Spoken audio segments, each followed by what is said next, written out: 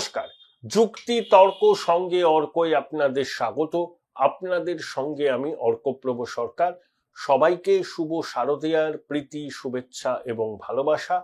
শারদীয়া উৎসব, দীপাবলি আপনাদের প্রত্যেকের ভালো কাটুক, আপনাদের জীবনে সমৃদ্ধি ফিরে আসুক, আনন্দে থাকুন, সুস্থ থাকুন, ভালো থাকুন। বাংলাতে এবার যে দুর্গাপুজো হচ্ছে, এই দুর্গাপুজোর তাৎপর্য অন্যরকম। তার কারণ কি? দেখুন, মুখ্যমন্ত্রী তো পিতৃপক্ষের থেকে পুজো উদ্বোধনে ঘুরতে থাকেন। উনি বলেন, আমি তো মাতৃ প্রতিমার আবরণ উন্মোচন করছি না, আমি উৎসবের সূচনা করছি, প্যান্ডেলের সূচনা করছি। যাই হোক, তিনি এটা বলতেই পারেন। বিরোধীরা কটাক্ষ করেন যে পিতৃপক্ষে পুজোর উদ্বোধন করেছেন, তাই দেবী মহামায়া রুষ্ট হয়েছিলেন, তাই কলকাতা বানভাসী হয়ে গেছিল। মুখ্যমন্ত্রী সব থেকে বেশি পুজোর উদ্বোধনী অনুষ্ঠানে যান, ভার্চুয়ালি করেন, সামনাসামনি গিয়ে করেন। প্রচুর সংখ্যায় তিনি পুজোর উদ্বোধন করেন, আর আমন্ত্রণ পান উদ্বোধনের হয়তো তার কয়েক গুণ। কিন্তু খুব একটা পিছিয়ে নেই বিরোধী দলনেতা শুভেন্দু অধিকারী। তিনি শুধু পশ্চিমবঙ্গের বহু পুজোর উদ্বোধনের আমন্ত্রণ পেয়েছেন তাই নয়, আমেরিকা, ব্রিটেন, এমনকি বাংলাদেশ থেকেও পেয়েছেন এবং পড়শি রাজ্য থেকেও পেয়েছেন। বিজেপি এবার পুজোকে খুবই গুরুত্ব দিচ্ছে। কেন্দ্রীয় স্বরাষ্ট্রমন্ত্রীর তার কার্যক্রম থেকেই এটা দিনের আলোর মতো স্পষ্ট। তা উৎসবের আবহ তো শেষ হয়ে যাওয়ার পরেই এসআইআর শুরু হবে, বাংলায় নির্বাচনের ডাকে কাঠি পড়ে যাবে। আমরা যারা রাজনৈতিক সাংবাদিকতা করি, আমাদের মতো করে রাজনৈতিক ঘটনার বিশ্লেষণ করি, তাদের সিলেবাসে ইতিমধ্যেই ইলেকশন। অনেকে রসিকতা করে বলছেন, দাদা আপনারা তো করেন, চর্চা করেন, কিন্তু কেন্দ্রীয় তদন্তকারী সংস্থার সিলেবাসেও কিন্তু ইলেকশন। দেখুন, তারা শীত ঘুমে থাকে। যেই নির্বাচন আসবে, হয় লোকসভা নয় বিধানসভা, হঠাৎ করে শীত ঘুম থেকে ভেঙে তারা নেমে পড়বেন, কেন্দ্রীয় বাহিনীর জওয়ানদের নিয়ে বিভিন্ন জায়গায় হানা দেবেন, জেরা করবেন, তলব করবেন, কাউকে কাউকে গ্রেপ্তার করবেন। কিন্তু ওই রাঘব বোয়ালদের কাছে পৌঁছনোর তাদের কোনো সাহসই নেই। বামপন্থীরা সেটিং এর তত্ত্ব বাজারে খাওয়াতে চাইছেন, সফল হয়নি। তবে কিছু মানুষ তো প্রভাবিত হয়েছেন যে এত কিছু ঘটনা ঘটলো, পার্থর উপরে কে আছে, সেখানে এজেন্সি পৌঁছতে পারল। পার্থতেই শেষ। পার্থ একা করেছে এই সংগঠিত দুর্নীতি? সম্ভব? পার্থর মতো একজন অনুপ্রাণিত তৃণমূলীর পক্ষে একা একা আর কতগুলো আমলা আর কতগুলো দালাল মিলে এই চৌর্যবৃত্তির সাম্রাজ্যকে বিস্তার করা সম্ভব? যদি না বড় ভয় থাকে কারোর মাথার উপরে যে ঠিক আছে আপনি করুন না, আমরা তো আছি, সময় মতো ভাগটা পৌঁছে দিলেই হবে। এটা সাধারণ মানুষ জানে, সাধারণ মানুষ বিশ্বাসও করে। কেন্দ্রীয় এজেন্সি এটা জানে না, এটা বোঝে না, মানতে কেউই রাজি নয়। সাধারণ মানুষ ঘাসে মুখ দিয়ে চলে না। কিন্তু এবার পরিস্থিতির কিছুটা গুণগত পরিবর্তন হবে। প্রথম কথা, এই বছরটা হচ্ছে আরএসএস এর শতবর্ষ। গণবেশে আরএসএস এর স্বয়ংসেবকরা শারদোৎসবের একদম সূচনা লগ্নে দেবী পক্ষের শুরুর দিন, মহালয়ার দিন পথে নেমেছিলেন সারা পশ্চিমবঙ্গে। শুভেন্দুবাবু নিজেও ছিলেন। বিজয়া দশমীর দিন সঙ্গপ্রদান মোহন ভাগবতের ভাষণে দিক নির্দেশ থাকবে। আরএসএস মনে করে, বিজেপিও মনে করে যে মতাদর্শগতভাবে তাদের প্রতিপক্ষ বাম এবং কংগ্রেস। আরএসএস এর একটা ধারণা ছিল যে বাম কংগ্রেস এখানে যথেষ্ট এখন শক্তিশালী, বিজেপি এখনো ঠিক ক্ষমতায় আসার জায়গাতে নেই, তাই তৃণমূলের জায়গায় যদি বাম কংগ্রেস আসে সেটা বিজেপি বা আরএসএস এর কাছে একটা চ্যালেঞ্জ। এটা একটা তত্ত্ব ছিল। এই তত্ত্বটা আরএসএস যে কিছুটা হলেও মমতা বন্দ্যোপাধ্যায়ের প্রতি নরম মনোভাব নিয়ে চলতেন, এটা বোঝা যায়। কিন্তু পরিস্থিতি বদলটা হলো কেন? এক,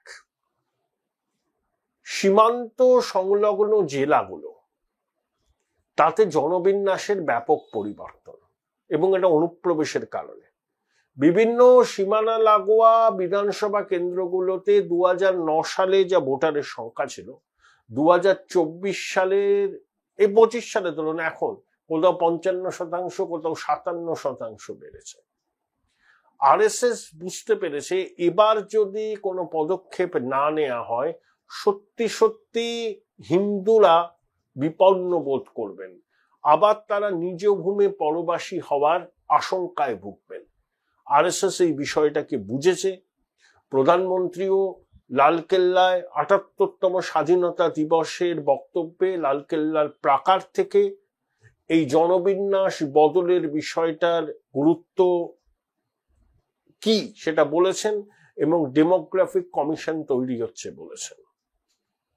এই রাজ্যে অনুপ্রবেশের বারবারন্তের পিছনে এই রাজ্যের শাসক দল তৃণমূল কংগ্রেসের যে ভূমিকা আছে এটা একটা বাচ্চা ছেলেও জানে, কারণ এই অনুপ্রবেশকারীরা এদের ভোট ব্যাংক, এদের নাম ভোটার তালিকায় ঢুকিয়ে অনেক ক্ষেত্রে নির্বাচনে সুবিধা পাওয়া যায়।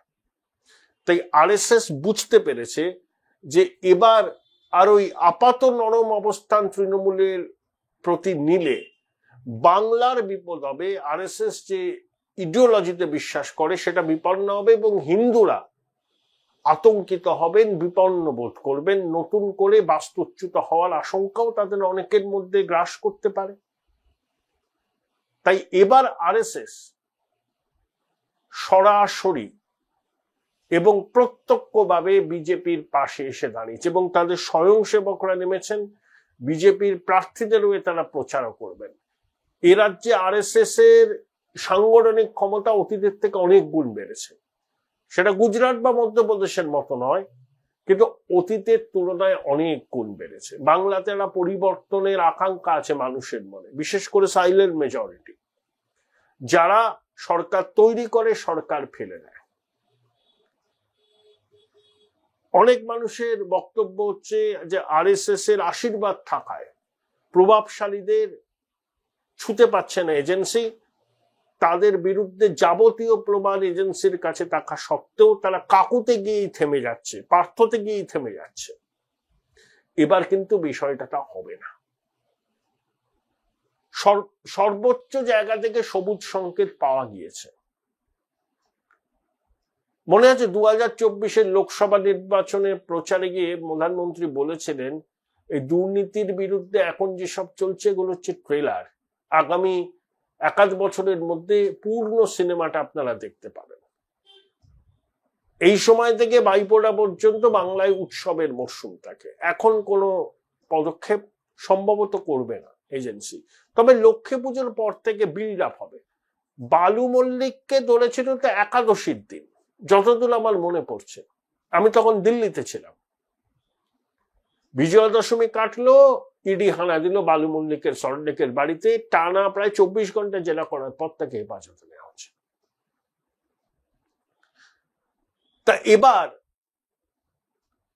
বড় মাথা ধরা পড়বে, এরকমই তো খবর। সেই মাথা সম্পর্কে যাবতীয় তথ্য নিয়ে নিয়েছে ইডি। যা যা মিসিং লিঙ্ক ছিল তারা নিজেদের মতো করে সেই মিসিং লিঙ্ক গুলো জুড়েছে। দেখুন, এই ধরনের সিদ্ধান্ত নিতে গেলে রাজনৈতিক স্তরে অনুমোদন লাগে, সেই অনুমোদনটা এসে গেছে। কারণ ওই প্রভাবশালী 2-1জনকে ধরলে পরে ওই যে স্ট্রংম্যান কাইজার, মুদাসসার, জাহাঙ্গীর, এরা কিন্তু ভয়ে গর্তে ঢুকে যাবে। এরা কিন্তু ভোটের দিন মাস্তানি করে শাসকের, এরা হচ্ছে স্ট্রংম্যান। এই স্ট্রংম্যানের বাবাদের যদি ইডি বা সিবিআই দুর্নীতির অভিযোগে গ্রেপ্তার করে, তাহলে এই স্ট্রংম্যানরা বুঝতে পারবে যে তাদের আর রক্ষা কবচটা রইল না। হয় তখন তারা রাজ্য ছাড়বে, নইলে চুপ করে যাবে, নইলে গর্তে ঢুকে পড়বে। একটা সুষ্ঠু অবাধ নির্বাচনের জন্য এদেরকে মানে কি বলবো, বাগে আনাটা ভীষণ রকম ভাবে জরুরি। এরা হাতির 5 পা দেখছে, অনেক প্রভাবশালী হাতির 5 পা দেখছেন। একে ওকে চ্যালেঞ্জ জানানো, বৈভবের আস্ফালন করা, সবই করছেন। করে যান, যতদিন পারবেন করে যান। তবে এবারও সুখের সময় নয়। নির্বাচন আসছে, এজেন্সির সিলেবাস ও ইলেকশন। অনেকে বলেন ঠিক আছে, সিলেবাস ইলেকশন এজেন্সি কাজের কাজটা করুক, আমরা দেখতে চাই। পার্থর মাথা গ্রেপ্তার হয়েছে, মানিকের মাথা গ্রেপ্তার হয়েছে, বালুর মাথা গ্রেপ্তার হয়েছে, কাকুর মাথা গ্রেপ্তার হয়েছে, আমরা দেখতে চাই। ইলেকশনের ছুতোয়ও এজেন্সি যদি তৎপরতা দেখি এই কাজটুকু করতে পারে, বাংলা শুভবুদ্ধি সম্পন্ন মানুষ দুয়ার তুলে এজেন্সিকে আশীর্বাদ করবে। এজেন্সি সবুজ সংকেত পেয়ে গেছে। এখন এবার তারা কখন কি করবে, কিভাবে করবে, হঠাৎ করে করবে, সে সম্পর্কে এই মুহূর্তে বলা সম্ভব না, কিন্তু এইটুকু বলা যেতে পারে লক্ষ্মী পুজো না কাটতে পারে, বা লক্ষ্মী পুজোর পর থেকেই দেখবেন শুরু হয়ে যাচ্ছে একাধিক দুর্নীতির তদন্ত গোটানোর প্রক্রিয়া এবং প্রভাবশালীদের চর্চায় নতুন করে কড়া নাড়ার পদ্ধতি। Join Indian Institute of Hotel Management now. Right choice, right decision.